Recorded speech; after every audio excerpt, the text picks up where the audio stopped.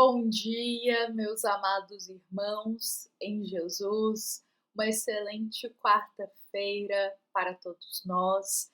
É com muito bom coração, é com muita alegria que estamos aqui nos reunindo em mais um dia para juntos refletirmos uma passagem do Evangelho segundo o Espiritismo. Então, hoje, neste momento, que nos convida à serenidade, que nos convida à paz nos pensamentos, nós rogamos para que Jesus se faça presente aqui entre nós. Para que Jesus toque os nossos pensamentos, toque o nosso coração, abra a nossa alma para os ensinamentos divinos de hoje. E bom, meus irmãos, hoje a gente vai convidar todos que aqui estão presentes para refletirmos uma passagem que se encontra no capítulo 18 do Evangelho segundo o Espiritismo, item 10. Neste item, meus irmãos, Allan Kardec, ele vai colocar ali para nós um trecho da parábola do servo vigilante. Então, Kardec ele não vai colocar ela por inteira, mas vai colocar a parte final dela. E esta parábola, meus irmãos, nós encontramos ela também no Evangelho de Lucas, capítulo 12, do versículo 35 a 48. Então, aqui nós convidamos a todos para que possamos ler realmente esse trecho que Allan Kardec coloca do Evangelho de Lucas, da parábola do servo vigilante. Olha o trechinho final que é colocado para nós. Porque aquele servo que soube a vontade de seu senhor e não se apercebeu e não obrou conforme a sua vontade, dar-se-lhão muitos açoites. Mas aquele que não o soube e fez a coisa dignas de castigo, levará poucos açoites. A todo aquele a quem muito foi dado, muito lhe será pedido. E aquele em quem muito confiou, mais conta lhes tomarão. Meus amados irmãos, este é o trecho final da parábola do servo vigilante, trecho em que Allan Kardec destaca no Evangelho segundo o Espiritismo e o qual hoje é a base da nossa reflexão. Meus irmãos, ao ler esta parábola por inteira ou este trecho, podemos nos questionar o que Jesus gostaria de nos ensinar por palavras tão fortes. O que será que Jesus gostaria que a gente compreendesse e fosse esclarecido, mas através de palavras e de uma parábola tão forte para o nosso coração? Vejamos que aqui Cristo narra a história em que servos apanham rudemente por não fazer a vontade do seu Senhor. E Cristo encerra: a todo aquele que muito foi dado, muito será pedido. E aquele em que muito se confiou, mais conta ainda lhe tomarão. Por palavras tão fortes, qual será que é o ensinamento que Jesus deseja para o nosso coração? E bom, meus irmãos, através deste questionamento, é importante nós sermos esclarecidos que este trecho faz parte do trecho do sermão profético que foi proferido por Jesus ali já na tua fase final da sua missão terrena. É uma história ilustrativa, meus irmãos, para nos ensinar sobre exortação ao trabalho e à vigilância. Então, essas palavras do Cristo, que a primeiro momento parecem ser muito fortes para nós, é uma história. Não podemos levar essa história ao pé da letra, mas buscarmos compreender a alma dessas palavras que Jesus compartilhou. E pela alma dessa moral dessa parábola, podemos compreender que Jesus nos recomenda que a gente se mantenha firme na execução das tarefas que nos cabe realizar. por essa parábola, dentre tantos ensinamentos que conseguimos extrair, hoje nós iremos refletir sobre as tarefas que nos cabe realizar, as tarefas que Deus, o Senhor, espera que todos nós realizemos, aquelas tarefas que foram nos confiadas para que a gente as cumprisse. E quanto a isso, meus irmãos, pensar nessas tarefas que nos cabe realizar não demanda que a gente idealize coisas muito grandes, da qual a gente ainda não pode suportar ou não tem condições ainda para realizar. Nosso espírito ainda não tem as condições para realizar certas tarefas. Então, quando a gente diz que Deus, ele espera de nós que a gente realize as tarefas que nos competem, não necessita que a nossa imaginação ela voe e comecemos a pensar em obras grandiosas, em fazer tarefas dando um passo maior que a nossa perna. Não, não é nesse sentido. Pois não adianta nós almejarmos tarefas grandiosas e não fazermos as pequenas.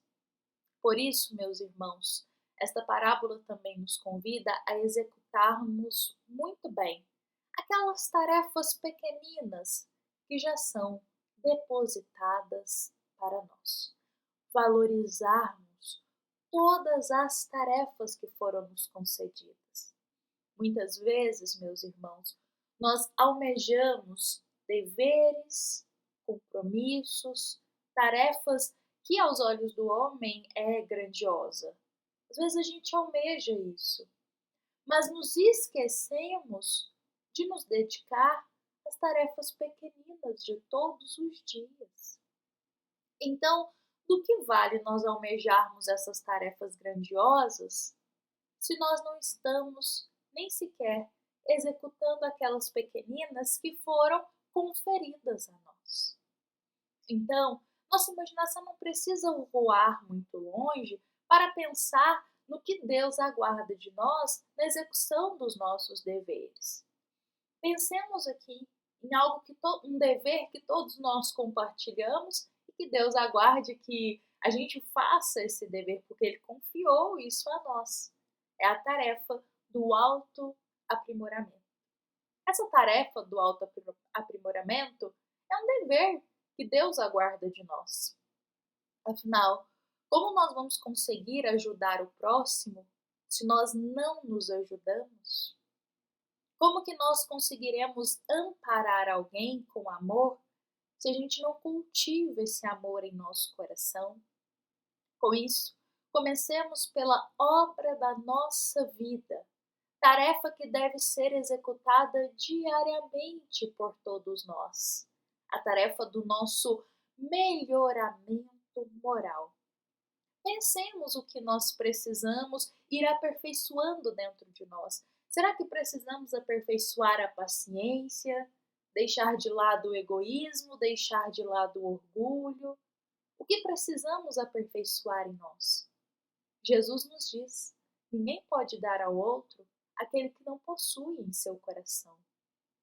Então, a tarefa do autoaprimoramento é algo que todos nós compartilhamos e que Deus espera que quando a gente retorne para a pátria espiritual, que a gente retorne um pouquinho melhor moralmente do que quando a gente adentrou na carne, nesta reencarnação. Então, pensemos sobre isso. Outra tarefa que aos nossos olhos parece ser pequenina, que a gente às vezes não dá o valor que ela tem, mas é um dever que Deus espera de nós, que o Senhor espera que seja cumprido. A tarefa dentro do nosso lar, a tarefa para com a nossa família. Novamente, como que a gente pode ajudar os de fora se não ajudamos nem os que estão dentro do nosso lar? Como ser caridoso com o nosso irmão que é distante, se não temos paciência com os que constituem o lar conosco? Paciência para com nossos familiares, perdão para com as ofensas. Isso são tarefas constantes que o Senhor aguarda de nós. Então vejamos, meus irmãos, que nós citamos aqui brevemente 2 deveres que todos nós compartilhamos e que às vezes ignoramos, pensando que missão e compromisso na nossa vida são apenas obras gigantes aos olhos do homem. Contudo, engana-se quem assim pensa. Nossas grandes missões estão bem perto de nós.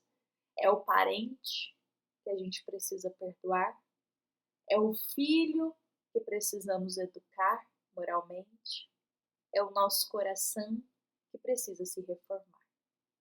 Essas missões são umas das mais grandiosas que a gente carrega e que estão pertinho de nós. Então vejamos, meus irmãos, que muito está sendo nos concedido para cumprir. Não precisamos imaginar muito longe achando que é preciso fazer uma grande obra de caridade, preciso fazer obras grandiosas. Tudo bem, podemos fazer, mas que comecemos fazendo o pouco, que comecemos dentro do nosso lar, que comecemos com aqueles que estão mais próximos de nós, porque não adianta almejarmos executar missões e tarefas grandiosas que aos nossos olhos, se não fazemos nem o mínimo que foi nos concedido. O nosso aprimoramento de todos os dias, e aqui o outro exemplo que trouxemos é o perdão para com os nossos parentes, é trabalhar a paciência dentro do lar, é ajudar aqueles que estão próximos de nós. Bom, meus irmãos, que essa mensagem possa ser cultivada no nosso coração, que possamos levar essas palavras ao longo do nosso dia, que Jesus possa nos fortalecer e abrir os nossos olhos para enxergarmos que todos temos deveres, tarefas e compromissos a cumprir. Que Jesus possa nos mostrar esses nossos deveres que estão pertinho de nós e às vezes não enxergamos. Bom, meus irmãos, eu convido a todos para encerrarmos com Jesus em nosso coração, nos lembrando que essa é uma mensagem do nosso amado Centro Espírita Luiz Gonzaga de Luminárias para todos nós que aqui estamos presentes. Uma excelente quarta-feira, um excelente dia para todos nós. Que assim seja.